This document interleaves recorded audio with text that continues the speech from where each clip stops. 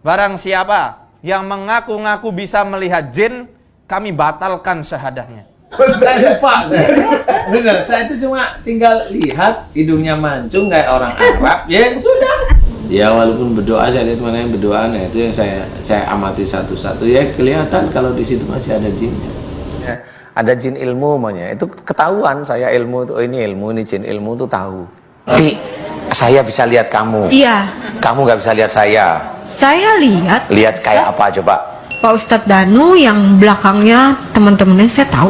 Temennya siapa coba? Tahu. Elah, ngarang aja kamu Pak itu. Ustadz, ya namanya orang manusia yang bisa melihat jin itu, ya pasti itu udah ketahuan berarti Apa? memang digangguin jin. Kayak Pak Apanya? Ustadz. Pak Ustadz melihat saya. Enggak. Ini kan bukan saya. Enggak. Kita tahu. Enggak. Berarti Pak Ustadz berarti gangguan jin. Enggak. Ya sudah, makanya udah santai aja. Ya udah. Ya.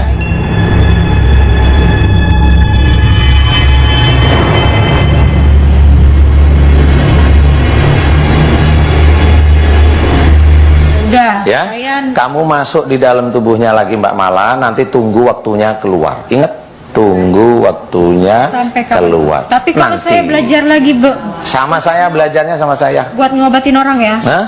Buat ngobatin. Ngobatin cincin yang luka-luka malah enak. Saya nggak, pokoknya saya nggak mau. Pokoknya saya mau ngobatin orang aja Pak Ustadz.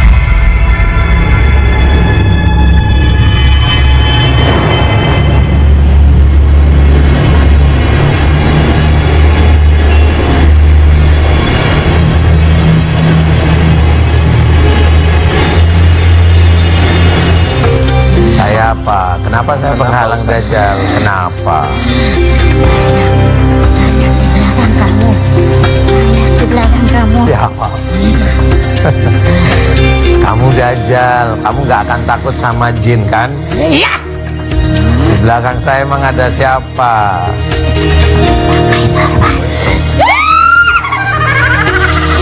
Saya lihat Lihat kayak apa coba?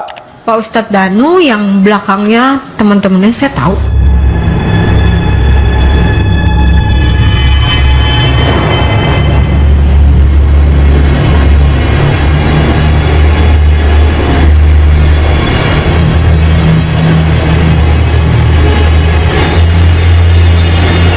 Aku tahu kamu siluman.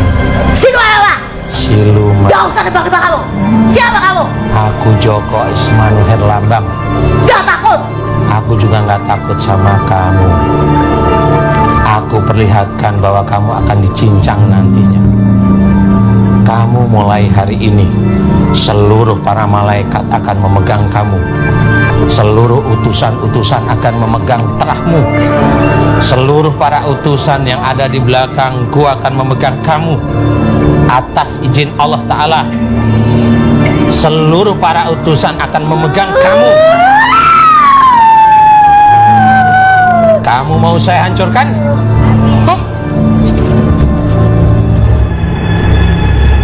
Kamu mulai hari ini, seluruh para malaikat akan memegang kamu.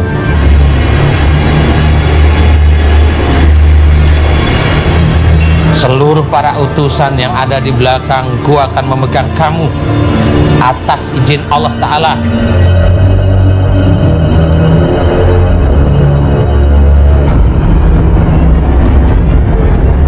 Kalau kiai yang benar, ustadz yang benar, ndak mungkin dia bisa melihat jin.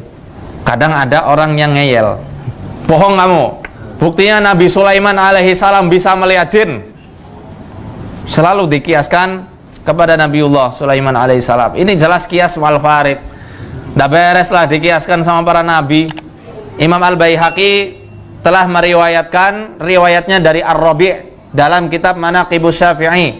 Beliau mengatakan, Sami'tu Asy-Syafi'i yaqul, Ar-Rabi' pernah mendengar bahwasanya Imam Asy-Syafi'i rahimahullah berkata, man za'ama annahu ra'al jinna abtalna syahadatahu illa an yakuna nabiyyan. Barang siapa yang mengaku-ngaku bisa melihat jin, kami batalkan syahadahnya, kami batalkan persaksiannya,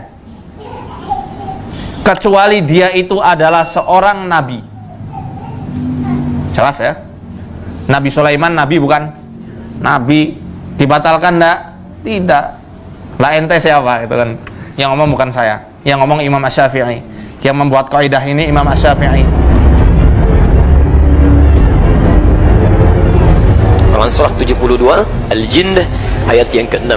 Wa annahu kana rijalun minal insi ya'udzuuna birijalin minal jinni fazaduhum rahaqa. Ya, Masya Allah.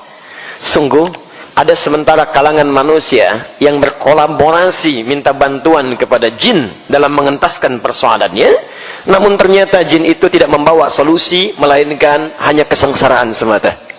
Ingat betul ini ya, kalau ada orang berinteraksi dengan jin minta bantuan dalam kehidupannya, awas, kata Quran, perhatikan betul, kata Quran, jin itu tidak akan memberikan solusi, hanya mengundang masalah. Bahkan banyak, mohon maaf saya bahasakan di Indonesia ini, kiai dan ustadz itu dukun, gelarnya kiai dan ustadz, tapi sayangnya mereka menunggangi, itu dasarnya bukan. Mereka masih interaksi sama jin, mereka masih menggunakan hal-hal yang diharamkan dalam agama. Nanti akan ada bahasan kita insya Allah ke depannya. Lalu ada seorang kiai atau ustadz menuntun atau mengobatin orang yang kena santet dengan cara syar'i. Cuma satu caranya, ruqyah syar'iyah namanya. Ruqyah ini membacakan bacaan syariah dengan syariat, sesuai dengan syariat, maksudnya ikuti ayat-ayat Al-Quran. Karena kalau orang baca sembarangan juga namanya ruqyah, tapi tidak syar'i, makanya dikatakan ruqyah syariah. Ruqyah bacaan yang ikuti dengan sesuai dengan syariat Al-Quran dan Sunnah. Kalau tuntunannya ruqyah, dibacain ayat ruqyah, membaca Al-Fatihah, membaca ayat kursi, baca Al-Ikhlas, Al-Falaq, An-Nas, beberapa surah tentang Nabi Musa dengan Fir'aun, lalu ditiupkan ke badan orang yang sedang kena sihir, maka itu syar'i, nggak ada masalah, kan gitu. Menggunakan tuntunan Nabi SAW, daun bidara yang dihancurin, ya, daun bidara ini kalau Indonesia bilang apa namanya, apel India, pohon apel India, diambil daunnya itu dilembar, kemudian dihancurin, ya, kalau kita sekarang bisa di blender, dicemplungin di air, diruqyah, airnya boleh diminum, boleh dipakai mandi, gitu kan. Ini juga bisa menggunakan minyak zaitun, minyak habas sauda yang diruqyah, itu juga bisa. Ya, kalau caranya sesuai dengan syar'i, dia membacakan ayat-ayat saja sesuai tuntunan Nabi SAW, maka tidak ada masalah. Tapi kalau dia pakai sihir juga, banyak orang begitu, kiai atau ustaz tapi pakai mantra-mantra juga, dia juga pakai jin dengan alasan dia menggunakan jin muslim. Nggak boleh Bapak Ibu sekalian, tidak boleh berteman, menikah, ngobrol sama jin, haram. Apapun alasannya, ini untuk khadam saya lah dan seterusnya, tidak perlu, kita nggak butuh khadam.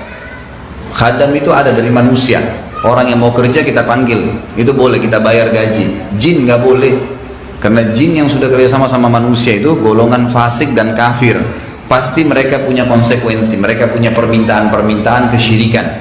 Ini berbahaya sekarang.